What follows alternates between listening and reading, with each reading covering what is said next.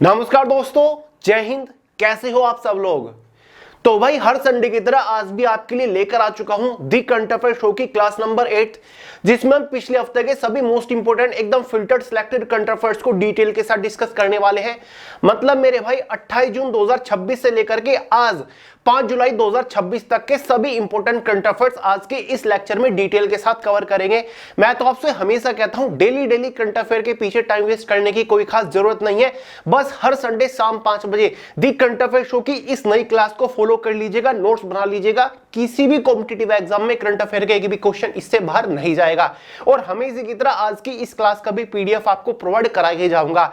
तो मेरे भाई एक पेन और एक नोटबुक उठा लीजिए। जितनी भी इंपॉर्टेंट चीजें आती है, टर्म आती है, याद रखने वाली चीज आती है, उन्हें तुरंत नोट डाउन करते हुए चलेगा। बाकी ये मैं गारंटी लेता हूं क्वेश्चन बाहर नहीं बनेगा अगर आप लगातार दी करंट अफेयर शो फॉलो कर रहे हो। तो चलिए मेरे भाई बहुत ज्यादा टाइम वेस्ट नहीं करते, फटाफट आज की क्लास शुरू करते हैं। और हाँ, अगर आप किसी भी कॉम्पिटिटिव एग्जाम की तैयारी कर रहे हो तो ये कंप्लीट हिस्ट्री और ज्योग्राफी के भारत के पहले multi colour highlighted hand notes आपके पास होनी चाहिए। लिंक मैंने डिस्क्रिप्शन बॉक्स में दे दिया है, क्योंकि अगर आप जनरल अवेयरनेस का पूरा कॉन्सेप्ट डिटेल के साथ क्लियर करना चाहते हैं, जीएस को माइंड के अंदर बैठाना चाहते हैं ना, तो इन नोट्स को आज ही पढ़ना शुरू कर दो, क्योंकि इस बार जीएस के अंदर ही गर्दा उड़ाना है मेरे भाई। लिंक डिस्क्रिप्शन बॉक्स में है, फोन के अंदर डाउनलोड करके भी पढ़ सकते हो। तो चलिए दोस्तों, बिना टाइम वेस्ट किए आज की क्लास का first most important current affair पढ़ते हैं। भारतीय सेना का उप प्रमुख हाल ही में किसे नियुक्त किया गया है। मेरे भाई अगर आपको याद हो, लास्ट क्लास में मैंने आपको पढ़ाया था कि हाल ही में भारतीय सेना का यानी कि इंडियन आर्मी के जो नए प्रमुख नियुक्त किए गए हैं वो धीरज सेठ किए गए हैं। क्योंकि धीरज सेठ जो थे वो भारतीय सेना के उप प्रमुख थे, लेकिन वो उप प्रमुख से प्रमोट होकर प्रमुख बन गए हैं और उप प्रमुख का पद जो है वो खाली रह गया था। ठीक है, तो पिछली क्लास में क्लियर नहीं था कि उप प्रमुख के पद पे कौन आएंगे। ठीक है, प्रमुख तो पता चल गया कौन है भाई, धीरज सेठ है। उप प्रमुख की बात आज इस क्लास में हम कर लेंगे। ठीक है, तो क्वेश्चन यही कह रहा कि इंडियन आर्मी के उप प्रमुख यानी कि वाइस या फिर डिप्टी चीफ कौन है मेरे भाई, किन्हें नियुक्त किया गया है। तो आपको स्क्रीन के ऊपर दिख रहे होंगे, इनका नाम है संदीप जैन। जी हाँ, जनरल संदीप जैन जी को भारतीय सेना के नए उप प्रमुख के रूप में नियुक्त किया गया है। और कई बार एग्जाम में पूछ ले जाता है कि कौन से एडिशन था ये नियुक्ति का, मतलब कौन से नियुक्त किए गए। तो मेरे भाई 50वें, जी हां 50वें इंडियन आर्मी के जो 50th उप प्रमुख है वो किसे नियुक्त किया गया, जनरल संदीप जैन जी को नियुक्त किया गया है। और भारतीय सेना के जो प्रमुख है वो कौन है, धीरज सेठ है। याद रखिएगा, 2 चेंजेस हुए हैं, समझ गए मेरे भाई। मोस्ट इंपोर्टेंट है, ये नियुक्ति एग्जाम में बहुत बार पूछी जाती है। अब आप कहोगे कि भैया एक बार रिवाइज करा दो कि इंडियन एयरफोर्स के प्रमुख कौन है या फिर वाइस चीफ कौन है या फिर इंडियन नेवी के कौन है। लो भाई फटाफट रिवाइज करा लो। अगर हम भारतीय वायु सेना के बारे में बात करें तो चीफ कौन है, air chief marshal AP Singh यानी कि अमरप्रीत सिंह जी है। वाइस चीफ कौन है एयरफोर्स के, एयर मार्शल आशुतोष दीक्षित है, ये भी हाल ही में नियुक्त हुए हैं नए। अगर हम भारतीय नौसेना की बात करें तो चीफ कौन है, एडमिरल कृष्ण स्वामीनाथन है। वाइस चीफ कौन है, वाइस एडमिरल अजय कोचर जी है। भारतीय थल सेना अभी मैंने बताया, चीफ कौन है, लेफ्टिनेंट जनरल धीरज सेठ जी है।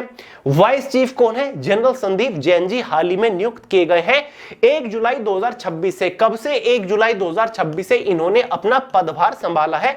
मैं बात कर रहा हूं वाइस चीफ यानी कि जनरल संदीप जैन जी के बारे में। ठीक है मेरे भाई, चलो सेकंड इंपोर्टेंट करंट अफेयर है, भारत के पहले ऑफशोर यानी कि समुद्र के किनारे या समुद्र में बने, ऑफशोर का मतलब होता है या तो समुद्र के किनारे या फिर समुद्र में बने एयरपोर्ट के लिए किस राज्य में मंजूरी दी गई है। तो भाई हाल ही में भारत का पहला समुद्र में एयरपोर्ट बनने वाला है। जी हां दोस्तों, समुद्र में या फिर समुद्र के किनारे एक एयरपोर्ट बनने वाला है। और ये कोई ऐसा वैसा एयरपोर्ट नहीं रहेगा, ये अंतरराष्ट्रीय एयरपोर्ट रहेगा। जी हां, ये एक इंटरनेशनल एयरपोर्ट रहेगा। तो क्वेश्चन में यही पूछा जा रहा है कि भारत का जो पहला ऑफशोर एयरपोर्ट रहेगा वो किस राज्य में बनने वाला है, किस राज्य में इस एयरपोर्ट को बनाने की मंजूरी भारत सरकार ने फाइनली दे दी है। तो मेरे भाई इस क्वेश्चन का सही आंसर हो जाता है महाराष्ट्र। जी हां मेरे भाई, महाराष्ट्र के अंदर भारत का पहला ऑफशोर यानी कि समुद्र में एयरपोर्ट बनने वाला है, इसकी मंजूरी फाइनली मिल चुकी है। देखिए दोस्तों, यह हवाई अड्डा पालघर जिले में वधावन, ठीक है, वधावन बंदरगाह जो है ना उसके पास कोरे बीच के निकट समुद्र में कृत्रिम द्वीप पर बनाया जाएगा। तो मेरे भाई देखिए, महाराष्ट्र का एक जिला है जिसका नाम है पालघर जिला, जहां पर वाधवन बंदरगाह है, जिसके पास कोरे बीच पड़ता है। वहां पर एक कृत्रिम द्वीप बनाया गया है, ठीक है, कृत्रिम द्वीप बनाया जाएगा और वहीं पर ये एयरपोर्ट बनाया जाएगा एक तरीके से समुद्र के बीच में या फिर समुद्र में पानी में इस एयरपोर्ट को बनाया जाएगा। सोच के देखिए कितना इंटरेस्टिंग रहेगा कि जो इंटरनेशनल फ्लाइट है वो सीधा महाराष्ट्र के पास समुद्र में लैंड कर रही है, समुद्र के ऊपर बना जो एयरपोर्ट है वहां पर लैंड कर रही है। तो इस टाइप का एक प्रोटोटाइप मैप बनाया गया है कि इस टाइप का ये जो एयरपोर्ट होगा बन के तैयार होगा, जहां पर बहुत बेहतरीन ग्रीनरीज रहेंगी, चारों तरफ समुद्र आपको देखने को मिलने वाला है, ठीक है। तो भारत का जो पहला ऑफशोर एयरपोर्ट होगा वो कहां पर होगा? महाराष्ट्र के अंदर होगा। अब ये महाराष्ट्र का चौथा इंटरनेशनल एयरपोर्ट होने वाला है। महाराष्ट्र के अंदर ऑलरेडी 3 इंटरनेशनल एयरपोर्ट है, जिसमें से एक सबसे मेन सबसे बड़ा छत्रपति शिवाजी महाराज इंटरनेशनल एयरपोर्ट मुंबई में है, दूसरा doctor Baba Saheb Ambedkar international airport Nagpur में है, तीसरा पुणे इंटरनेशनल एयरपोर्ट है, कहां पर है? पुणे के अंदर है, और चौथा ये रहने वाला है, ठीक है मेरे भाई। कहां पर रहने वाला है? वाधवन बंदरगाह पर, पालघर जिले में, महाराष्ट्र के, ठीक है। अब महाराष्ट्र राज्य की बात हो रही है तो कैसे हम चीफ मिनिस्टर और गवर्नर को छोड़ देंगे, क्योंकि पेपरों में ये भी तो पूछा जाता है ना। तो महाराष्ट्र राज्य के जो चीफ मिनिस्टर है वो देवेंद्र फडणवीस है, गवर्नर कौन है? जिष्णुदेव वर्मा है। दोनों को याद रखिएगा, नोट कर लो, इंपोर्टेंट है, काफी सारे लोग मिस कर देते हैं। अगला क्वेश्चन है, गर्भवती महिलाओं या फिर माताओं या फिर बच्चों को सरकारी कल्याणकारी योजनाओं का लाभ देने के लिए पीएम फैमिली केयर ट्रैकर का पायलट प्रोजेक्ट कहां लॉन्च किया गया? अब देखें मेरे भाई, हर साल भारत सरकार के द्वारा बहुत सारी योजनाएं, कल्याणकारी योजनाएं लॉन्च करी जाती है, स्पेशली वो योजनाएं जिनसे गर्भवती महिलाओं को लाभ मिलता है। जो योजनाएं गर्भवती महिलाओं के लिए होती है या फिर माताओं के लिए होती है या फिर बच्चों के लिए होती है, ऐसी कल्याणकारी योजनाएं, ठीक है। तो उन कल्याणकारी योजनाओं का लाभ देने के लिए, ठीक है, मतलब इन कैटेगरी में, इन 3 कैटेगरी को उन कल्याणकारी योजनाओं का लाभ देने के लिए हाल ही में एक ट्रैकर डिजिटल प्लेटफॉर्म लॉन्च किया गया है जिसका नाम है पीएम फैमिली केयर ट्रैकर। मतलब ये एक डिजिटल प्लेटफॉर्म है, ठीक है। इसका काम क्या होगा? ये एक ट्रैकर है। सबसे पहले जो प्लेटफॉर्म है ये ट्रैक करेगा, मतलब भारत के अंदर ऐसी कौन सी गर्भवती महिलाएं हैं जिनको सरकार की कल्याणकारी योजनाओं का लाभ चाहिए, जरूरत है, एक्चुअल जरूरत है। ये नहीं कि फालतू में किसी ने अपने नकली फेक कागज बनवा लिए और वो भारत सरकार की योजना का लाभ लेना चाहता है, नहीं। इस प्लेटफॉर्म से यही पारदर्शिता लाई जाएगी कि एक्चुअली में किनको कल्याणकारी योजनाओं की जरूरत है, ठीक है। तो ये जो प्लेटफॉर्म रहेगा, डिजिटल प्लेटफॉर्म रहेगा, ये ऐसे ही लोगों को यहां पर ट्रैक करेगा, ऐसी ही माताओं को ट्रैक करेगा, ऐसे ही बच्चों को ट्रैक करेगा कि ऐसे कौन से बच्चे हैं जिनको भाई सही सच में अच्छी एजुकेशन की जरूरत है, ठीक है, या फिर जो अच्छी एजुकेशन लेने में सक्षम नहीं है, फाइनेंशियली इतने स्ट्रॉन्ग नहीं है ताकि वो अपने बच्चों को अच्छे स्कूलों में ना पढ़ा सके, तो उनको कुछ फंड्स वगैरह दिए जाएंगे, ठीक है।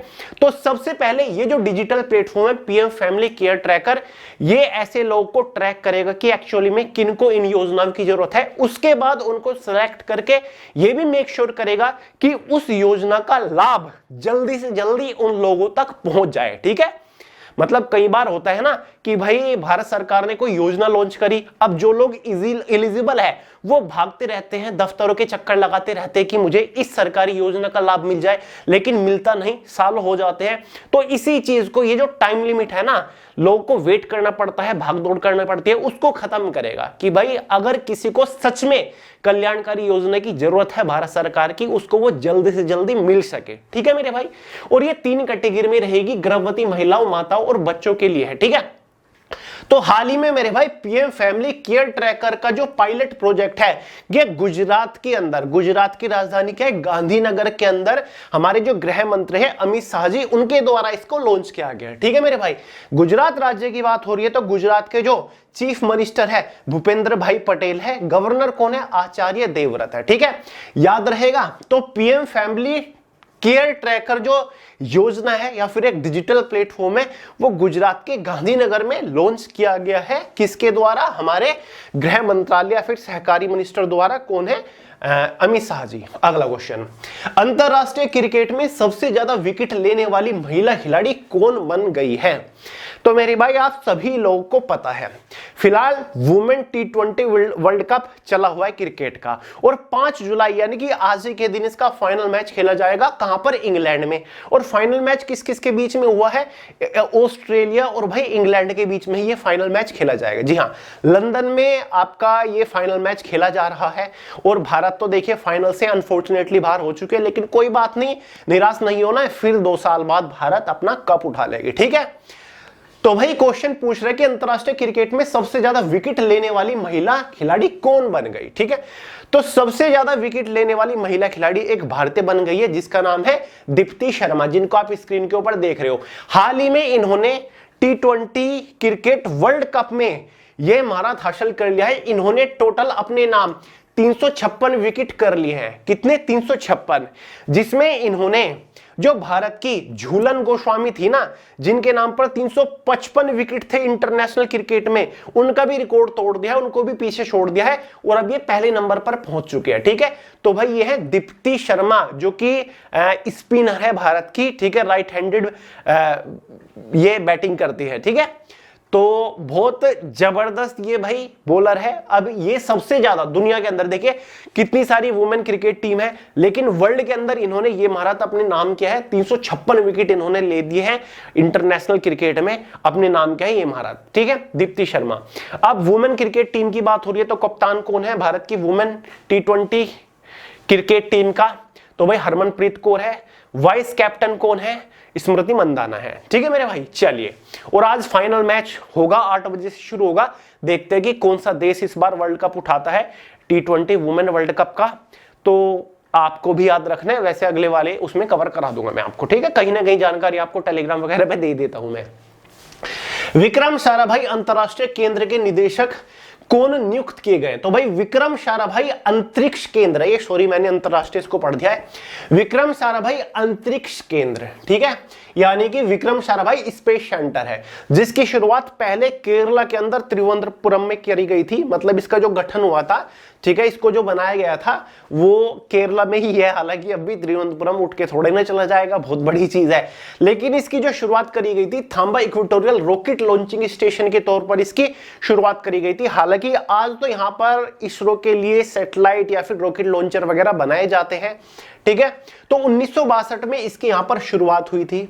इसरो की बात हुई है, तो भाई इसरो जो भारत का वो एक इंडियन स्पेस रिसर्च ऑर्गेनाइजेशन है, जिसकी शुरुआत 15 अगस्त 1969 में हुई थी। अब विक्रम साराभाई जो है वो फाउंडर थे जी, के भारत के बहुत बड़े, इनको भारत के जो स्पेस साइंस है उसका जनक यानी कि फादर कहा जाता है विक्रम साराभाई को। और विक्रम साराभाई इसरो के फाउंडर थे। इन्होंने इसरो का गठन किया था। इसरो के अगर हम बात करें तो इसरो के फिलहाल जो चेयरमैन है डॉक्टर वी नारायणन है, जिन्होंने श्रीधर पणिक्कर की जगह ली थी। ठीक है, सोमनाथ पणिक्कर की जगह ली थी। तो भाई इसरो के चेयरमैन है डॉक्टर वी नारायणा। देखिए बात तो यहां पर क्वेश्चन में तो पूछा जा रहा है विक्रम साराभाई अंतरिक्ष केंद्र के नए निदेशक किनको चुना गया है, डायरेक्टर। लेकिन कुछ एडिशनल क्वेश्चंस एग्जाम में बनते हैं, उनके बारे में हम बात कर लेते हैं। जैसे कि इसरो का गठन कब हुआ था, इसरो के फिलहाल चेयरमैन कौन है। ठीक है, विक्रम साराभाई अंतरिक्ष केंद्र की जो शुरुआत हुई थी थांबा इक्वेटोरियल रॉकेट लॉन्चर स्टेशन के नाम से हुई थी। कहां पर है? केरला त्रिवेंद्रपुरम। मतलब क्वेश्चन में पूछा कुछ हो जा रहा है, हमने 5-6 चीजें और कवर कर ली, एग्जाम में पूछ रहा जाता है भाई।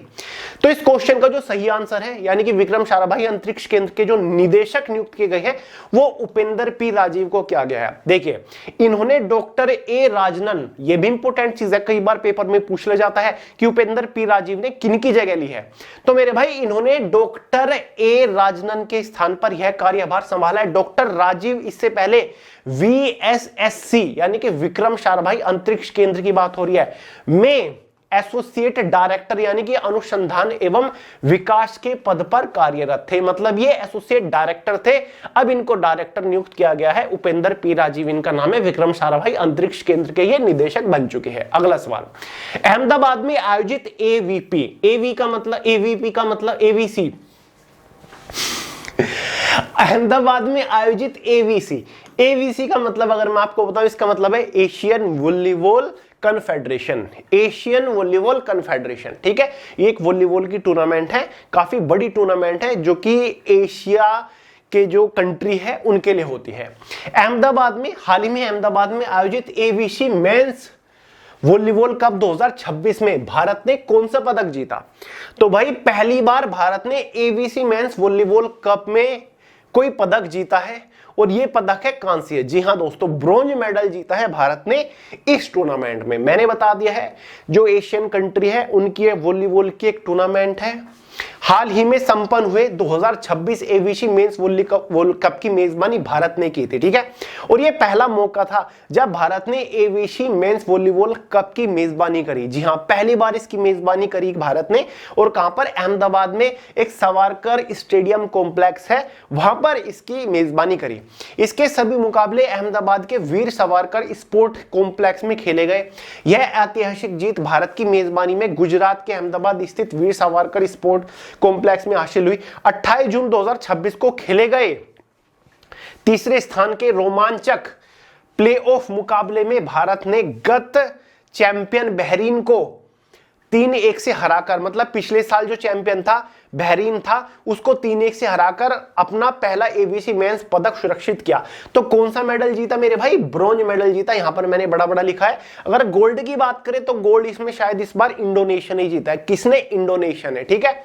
अगर हम बात करें एबीसी मेंस वॉलीबॉल कप की शुरुआत कब हुई थी मेरे भाई? 2008 से इसकी शुरुआत हुई थी। थाईलैंड में इसका पहला मैच इवेंट हुआ था। और जी भाई बस यही इंपॉर्टेंट है, ज्यादातर यही क्वेश्चन आपके एग्जाम में पूछा जाएगा, ठीक है। और हर साल ये एक वार्षिक टूर्नामेंट है, हर साल इसका आयोजन होता है। केंद्रीय प्रत्यक्ष कर बोर्ड यानी कि central board of direct taxes का अध्यक्ष हाल ही में किसे नियुक्त किया गया? तो केंद्रीय प्रत्यक्ष कर बोर्ड का जो अध्यक्ष नियुक्त किया गया वो रवि अग्रवाल को किया गया। नियुक्त क्या किया गया? इनका कार्यकाल 6 महीने के लिए बढ़ा दिया गया है। ये 1988 के आईआरएस ऑफिसर रह चुके हैं। देखिए, केंद्र सरकार ने हाल ही में 1988 बैच के आईआरएस अधिकारी रवि अग्रवाल का कार्यकाल केंद्रीय प्रत्यक्ष कर बोर्ड के अध्यक्ष के रूप में 6 महीनों के लिए बढ़ा दिया है। उनका यह नया कार्यकाल 1 जुलाई 2026 से प्रभावी होकर दिसंबर 2026 तक चलेगा। मतलब दिसंबर 2026 तक Ravi Agrawal central board of direct taxes के अध्यक्ष रहेंगे। DRIV का पहला वैश्विक ब्रांड एम्बेसडर किसे नियुक्त किया गया? तो भाई ड्राइव जो है इसने काफी पॉपुलैरिटी हासिल कर लिया कुछ ही सालों में। ये एक बहुत बड़ी प्राइवेट सेक्टर की कंपनी है भारत की, जो कि ग्लोबली स्पेयर पार्ट बना के सप्लाई करती है। भारत में तो करती है मल्टीपल ब्रांड्स के व्हीकल के, लेकिन ग्लोबली स्पेयर पार्ट सप्लाई करती है। और दुनिया के अंदर स्पेयर पार्ट का जो मार्केट है ना वो सबसे बड़ा बताया जाता है। 100 से ज्यादा जो ब्रांड है ना व्हीकल्स के, चाहे वो बाइक हो कार हो, उनके आफ्टर मार्केट स्पेयर पार्ट्स बना के सप्लाई करने का काम है डिराइव कंपनी का। और पिछले कुछ सालों में भारत के खजाने में भी काफी बड़ा योगदान रहा है इस ड्राइव का, क्योंकि ये अपना बिजनेस ग्लोबल कर रही है। यानी कि जो विदेशी जो अलग अलग देश है ना वहां पर भी भारत के बनाए गए स्पेयर पार्ट्स हैं जो आफ्टर मार्केट व्हीकल्स के, चाहे वो इंजन से रिलेटेड हो, ठीक है, जो भी स्पेयर पार्ट्स है उनको सप्लाई कर रही है, जो कि भारत को एक बहुत बड़ा व्यापार देती है, ठीक है। देखिए, ऑटोमेटिव आफ्टर मार्केट दिग्गज ड्राइव ने भारतीय क्रिकेट के पूर्व कप्तान महेंद्र सिंह धोनी को अपना पहला वैश्विक और राष्ट्रीय ब्रांड एम्बेसडर नियुक्त किया है। यह पहला मौका है जब ड्राइव ने अपना पहला ऑफिशियल ब्रांड एम्बेसडर, वैश्विक और राष्ट्रीय ब्रांड एम्बेसडर है, मतलब ग्लोबली या फिर नेशनल, ठीक है, वैश्विक और राष्ट्रीय, इन्होंने अपना ब्रांड एम्बेसडर किसको नियुक्त किया है? पूर्व कप्तान, भारतीय क्रिकेट टीम के पूर्व कप्तान महेंद्र सिंह धोनी जी को, ठीक है। याद रहेगा, क्वेश्चन गारंटीडली पूछा जाएगा क्योंकि ब्रांड एम्बेसडर से तो रिलेटेड क्वेश्चंस बनते ही हैं। अगला है, भारत के 97वें ग्रैंड मास्टर कौन बन गए हैं? तो मेरे भाई जिन्हें आप स्क्रीन के ऊपर देख रहे हैं इनका नाम है हर्षवर्धन जीबी। क्या है? हर्षवर्धन जीबी हाल ही में भारत के 97वें ग्रैंड मास्टर बन चुके हैं, तो अपने आप में बहुत बड़ी उपलब्धि है। और 2025 का जो शतरंज विश्व कप था ना उसमें भी इन्होंने फाइनल के लिए क्वालिफाई कर लिया था। देखिए, हर्षवर्धन जीबी ने शतरंज विश्व कप 2025 के लिए क्वालिफाई किया, जहां उन्हें पहले दौर में मुस्तफा यलमाज ने हराया था, ठीक है। तो भाई भारत के 97वें ग्रैंड मास्टर बन चुके हैं। अंतिम नॉर्म इन्होंने दूसरा चोला जो होता है ना chess GM norm round robin tournament Chennai इन्होंने अपने नाम कर लिया है। तो याद रखिएगा एग्जाम में क्वेश्चन बने कि फिलहाल 97वें ग्रैंड मास्टर कौन है? हर्षवर्धन जीबी है, लिख देता हूं हर्षवर्धन जीबी। ठीक है, नोट कर लो मेरे भाई। अगला है वस्तु एवं सेवा कर दिवस हर साल किस दिन मनाया जाता है? ये तो बहुत बेसिक सा क्वेश्चन है।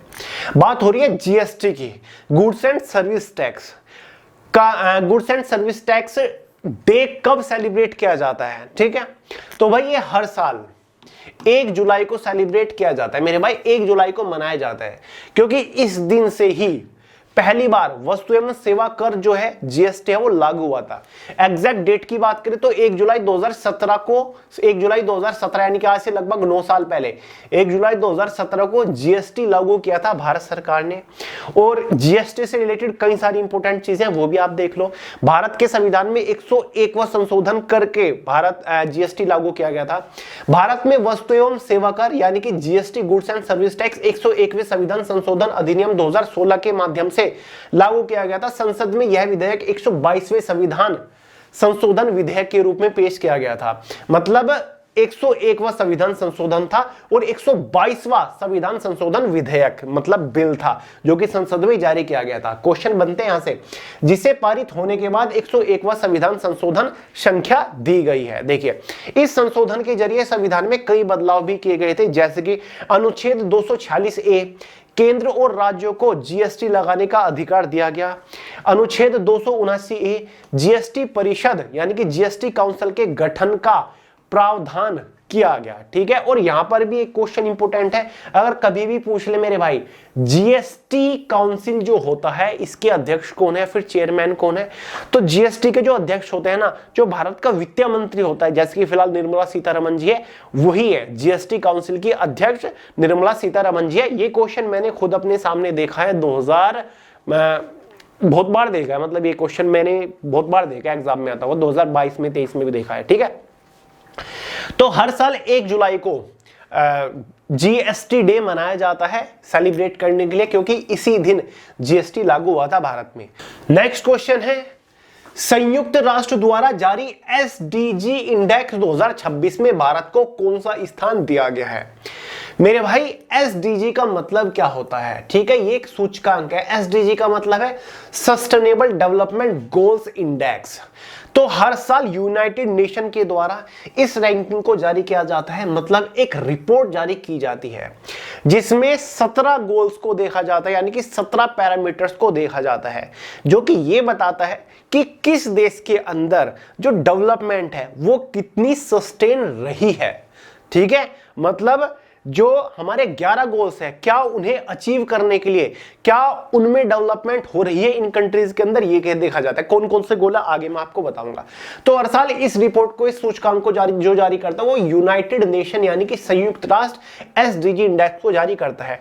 टोटल इस बार 167 देशों के ऊपर सर्वे किया गया है और 167 में से भारत को जो रैंक मिली है वो 94वीं रैंक मिली है, यानी कि भारत एसडीजी इंडेक्स में 94वें स्थान पर रहा है। तो मेरे भाई इसमें लक्ष्य देख लो, गोल्स देख लो कौन कौन से हैं।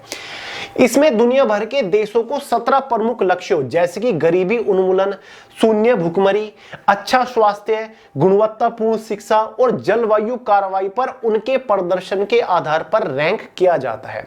मतलब यह देखा जाता है कि कौन सा देश गरीबी को कम करने के लिए कार्य कर रहा है, डेवलपमेंट कर रहा है, कौन सा देश शून्य भुखमरी के ऊपर काम कर रहा है, कौन सा देश अच्छा स्वास्थ्य प्रोवाइड करने के लिए कितनी स्पीड से काम कर रहा है। ठीक है, स्वास्थ्य के मामले में किस देश में कितना विकास हुआ है, कितनी डेवलपमेंट हुई है। ठीक है, या फिर गुणवत्ता मतलब जो शिक्षा की क्वालिटी है उसमें कितना सुधार लगातार हो रहा है, डेवलपमेंट का स्तर क्या है, या फिर जलवायु जो परिवर्तन हो रहा है, क्लाइमेट चेंज हो रहा है, उसके ऊपर कितने फैसले लिया गया है, कितनी कार्रवाई हुई है, ये सारी चीज देखी जाती है। टोटल इसमें 17 लक्ष्य होते हैं, 17 गोल होते हैं, इसी वजह से इसका नाम एसडीजी यानी कि सस्टेनेबल डेवलपमेंट गोल रखा गया है।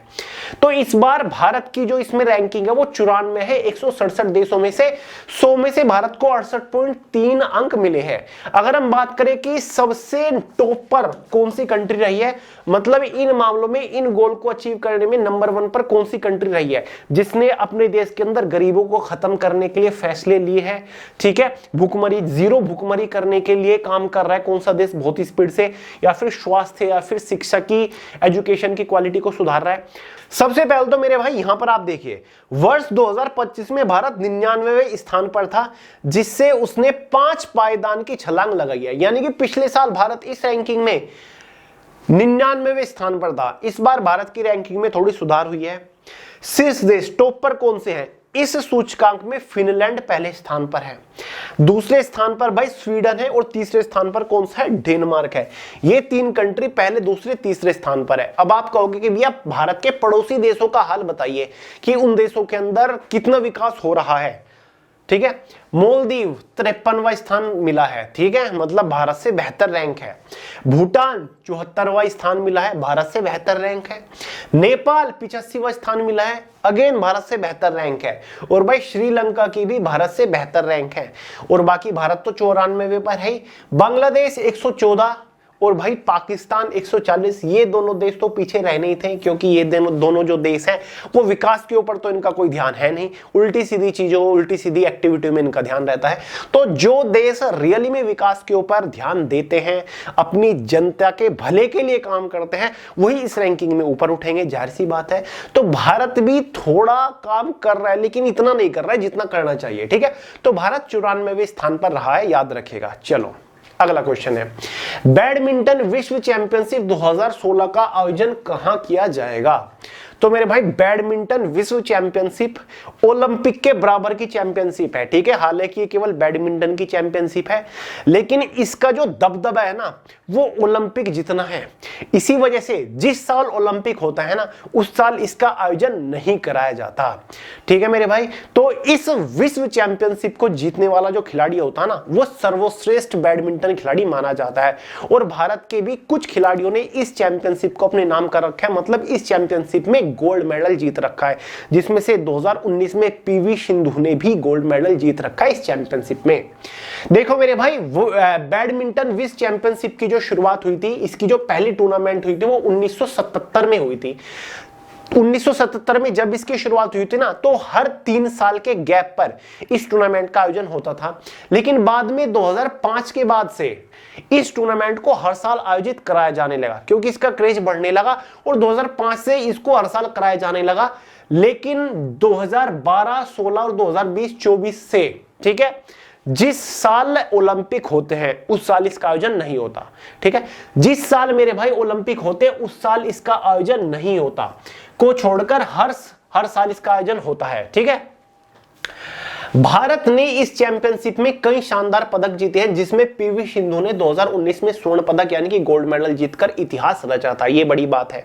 ठीक है, कई बार पेपर में पूछ ले जाता है कि बैडमिंटन विश्व चैंपियनशिप जो है इसमें कौन से भारत के खिलाड़ी ने वर्ल्ड कप जीता है, तो 2019 में पीवी सिंधु ने इसमें गोल्ड मेडल अपने नाम कर रखा है। ठीक है, और भाई क्वेश्चन में पूछा जा रहा है कि इस बार इसका आयोजन कहां पर हो रहा है, ये भी एक बहुत बड़ा सवाल है। तो मेरे भाई बैडमिंटन विश्व चैंपियनशिप का जो इस बार आयोजन होगा वो कहां पर होगा? दिल्ली में होगा। जी हां मेरे भाई, दिल्ली में। और ये कोई पहला मौका नहीं है जब भारत इस टूर्नामेंट का आयोजन करा रहा है, दूसरा मौका है। इससे पहले भारत इसका आयोजन करा चुका है। देखो, यह प्रतिष्ठित टूर्नामेंट 17 से 23 अगस्त 2026 तक इंदिरा गांधी स्टेडियम कॉम्प्लेक्स में खेला जाएगा। साल 2019 में हैदराबाद में हुए आयोजन के बाद, मतलब 2019 में भी भारत ने हैदराबाद में इसका आयोजन कराया था। उसके बाद दूसरी बार इस विश्व चैंपियनशिप की मेजबानी भारत कर रहा है।